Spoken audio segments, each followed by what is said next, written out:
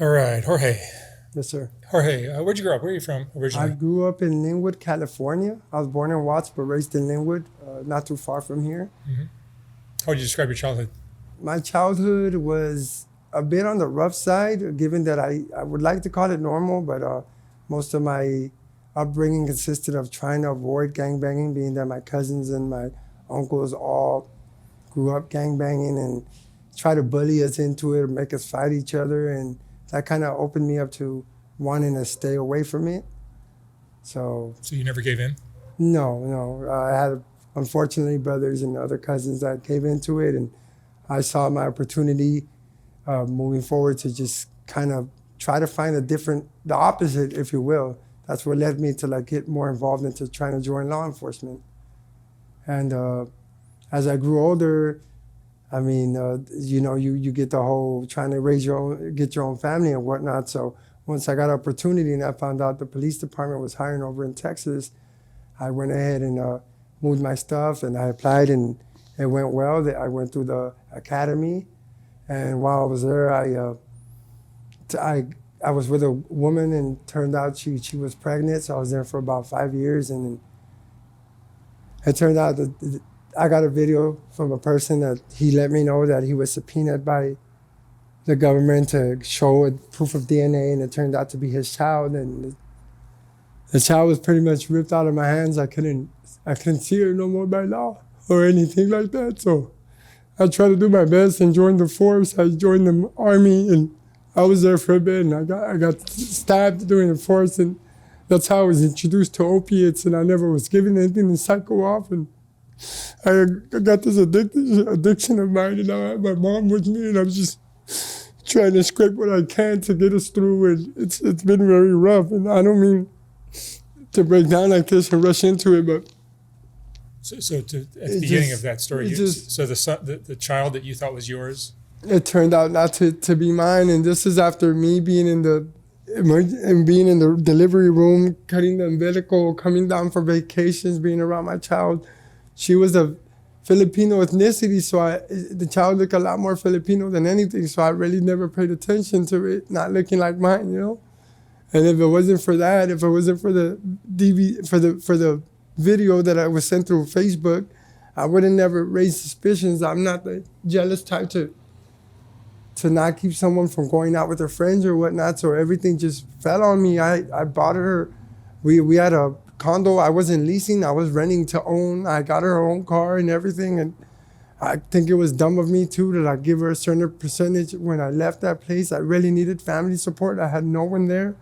And when I came down here, it wasn't even a couple months later till my mother's husband passed away, and things just crumbled. There was like a snowball effect. And my grandmother passed away like 3 months ago, and I had a little cash saved up, and we needed to pay for the funeral. So that went down the drain too. And it's just been rough. And I have PTSD, not just because of the child, but because of the military too. And I have nightmares of me like having the child literally ripped from my hands. I have my mother have to wake me out of the dream, and it's just been rough for me lately. It's been rough for me for the last couple of years actually. And You worked in law enforcement, or yes, sir. I worked in law enforcement out in Texas for the Texas Department of Criminal Justice, and I thought I was doing the right thing and everything. I mean, I strayed away, and I came back, and those people that weren't supposed to be in my life, it worked even better because I was an officer or a pig, if you want to call it. They would just stay away from me. So I didn't have to deal with that whole bullying or you're in the gang now, even if you don't want to be, because we're family. And that worked for me in that favor. And now that this happened, it's like they look at me and they look down onto me and like, look at all the right things you try to do, the things you believe in, and look how they turned out for you. And I'm trying to stay positive, and it's just hard to when all these negative things are happening. And I was trying to do the best I could. I'm the only son out of all my brothers and sisters that actually went through it, that actually graduated from high school and went to try to do something positive. And here we are. where are you staying now?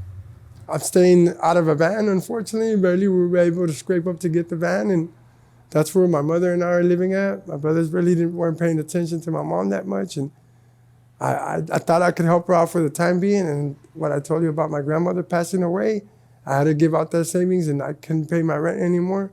The little cash that I had, we bought a van, and we've been living there out of it ever since. And that's been for about a year and some change now. It's not like you're on drugs or anything like that. No, sir. No drugs. No, I want to be as open as I can with you. I have my battle with opiates here and there, being that they didn't give me anything to cycle off. And it's been a rough one because it's one thing for your mind to say that you don't want to do it. It's another thing when the body is craving certain things. And I have my rough times where like I'm falling down and I know what my body's asking me for. But if I give into it, which I have in the past, it just leads to more and more and more and more. And I can't do anything if I'm not functioning 100%. And that's being truthful with you. That's one of my worst things, that the addiction issue, of trying to battle it and trying to keep from. What do you think the biggest problem in your life now is? It the drug addiction? My biggest problem consists of finding self-worth and self-value, being that I feel that was stolen from me. I feel like I valued myself a whole lot more when I had all these things. So I feel like I just have to value myself as a person so that I don't have to do it for nobody else, and I'm doing it for myself. Thank you. And I'm yet to find that. I know they say love yourself or else nobody will, and I feel like that's the issue with me because I gave that relationship, I gave that career my 100%, but I don't feel like I gave myself my 100% of what I wanted in life. And it's what I want. I want that straight and narrow path. I want that family. I want that American dream. And it's like, it's hard when I don't believe in myself. Like, I noticed that about myself. I have to find people to believe in me so that I believe in myself. And I don't know how to do it.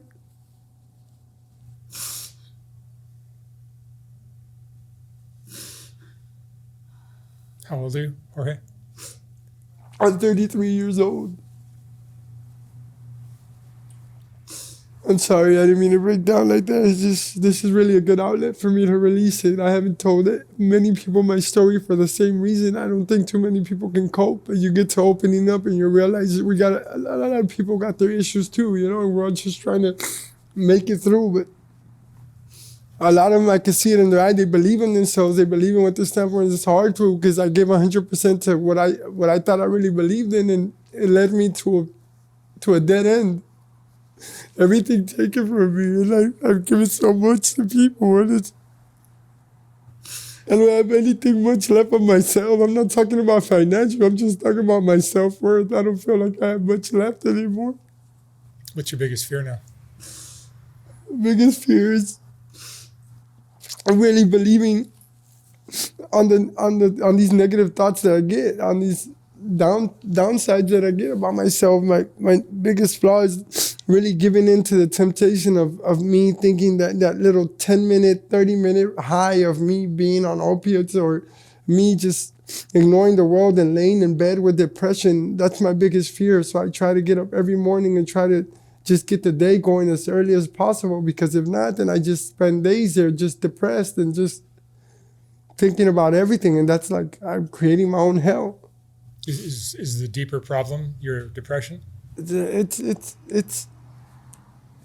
I feel like it's the, if anything, the root of all my issues. It would be the depression being, like I tell you, if I don't believe in myself, if I don't trust in my own self, I gotta ask for reassurance from other people. I have to, even if it's something that I'm sure of, I still feel iffy about it. It's just hard to explain, but it's like I need reassurance and all that. And I don't know, I'm too old to be like, oh, I need a father figure or whatnot, but I can tell psychologically why there's a big difference between a single parent home and a two-parent home, you know? Like missing a father, whether it would have been a bad example or whatnot, there's just things a father can teach you and things that a father can show you in regards to self-value and things like that, where it's like, you're a man, no matter what, you're gonna be able to get through it because you're a man, things like that. I didn't grow up in my life, and I could see that in my friends that did have a father, and I could see how they believe in themselves even when there's nothing working for them, you know? And that's the biggest issue I feel I'm dealing with. If you had your life to live all over again, what would you have done differently? Not hold too many burdens, not hold too many grudges, and pretty much not think and ponder and about my mistakes and what things that happened. If they happened, I wish I could just be like other people and say boo-hoo, okay, like suck it up and keep going. But these are things that I don't. If it wasn't for this venue where I can just vent, I'm Mexican, so my whole family will just hit me with that machismo thing that you don't mental health is not a reality for any of my family members. So me speaking to them, they're just gonna, I've been laughed at, I've been ridiculed, I've been left pretty much like in the gutter, laughed at, and it's like all I'm asking is for help, and they just make me feel less of a man for needing help from other people.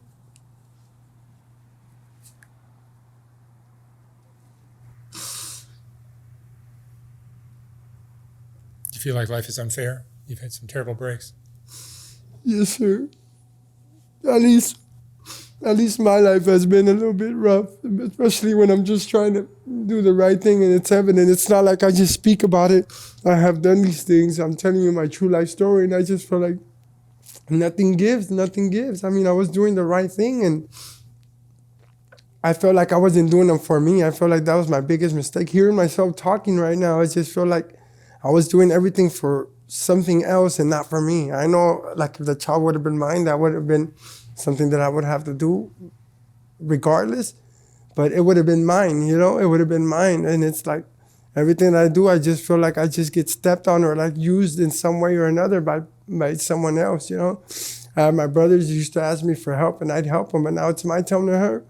And it's like, dude, you're a grown man. You should be able to do it by yourself. I've never thought I would get that reciprocation from them, being that I would help. I just feel like, excuse my language, like I'm a dumbass sometimes, you know? And it's, I just don't know what's wrong with me on that field, but I'm trying to work through it. I think I might have to get a counselor or something to be able to work those issues out. Mm-hmm.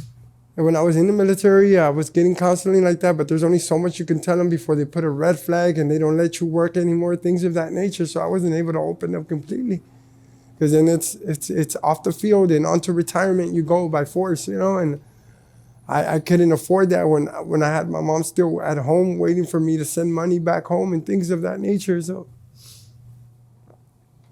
it's just. How do you support yourself now, living in a van?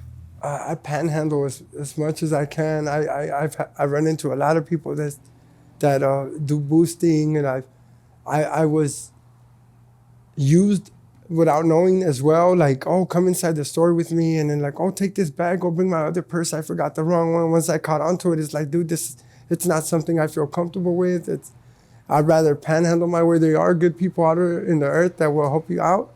It's just now I'm in the works of, I'm getting my ID already situated, my license. I just passed the test for California, so I'm getting ready to, God willing, get the wheels in motion, grease them up a bit, and just get back to working to corporate America, because that's the only way that I feel is the best way to live. The streets are not for anyone, period.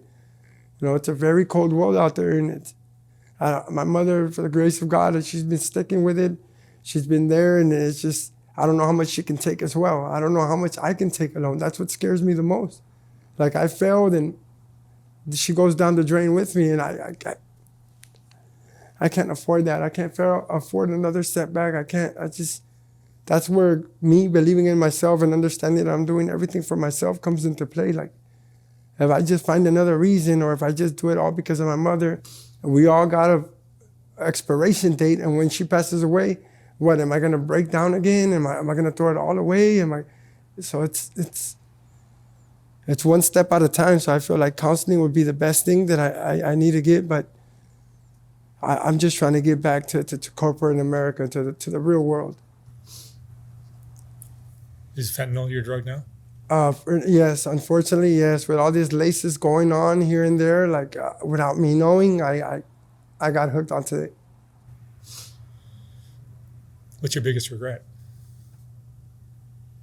not I'm being weak-minded, to be truthful, being weak-minded and thinking I need certain things that I don't, when in reality everything has a little bit of ups and downs to it, so I don't have to run or sound the alarm every time something's happening that's not going my way. I feel like my biggest regret is that, like, not having the tough outer shell to be able to just go with certain flows, like go with life, if you will, through the turmoils of life, the ups and downs. I just feel like once things hit the fan, I just sound the alarm and just panic, and here comes the drugs, here comes the denial of what I'm doing that's supposed to help me is not helping me. It's pretty much going down the drain. So like that, I'm very grateful for my mom, because she keeps me as much as I possibly can on the straight and narrow, and I feel like that alone, with me trying to get that outer shell, that tough outer shell, it'll come in a lot more easier than me being out here in the streets. And if something bad happens, oh well, let's go run back to the drugs. I just need to get away from it all, away from this place, and that's why I want to go back to Texas and just continue with what I was doing out there. If I'm able to, that's for sure. That's the main thing. That's the main objective. Jorge, what would you say is the most important lesson you've learned in your life? Love yourself and nobody will. Find your self-value, because nobody else is going to, if you leave it up to somebody else to tell you what you're worth, they're gonna put their stamp on it, their price on you, or what they love you for, and you're gonna realize you're not gonna matter to people as much as you would matter for yourself. All right, Jorge, thank you so much for sharing your story. I appreciate you, and you're doing a great job right here. It's like, believe it or not, it's like counseling.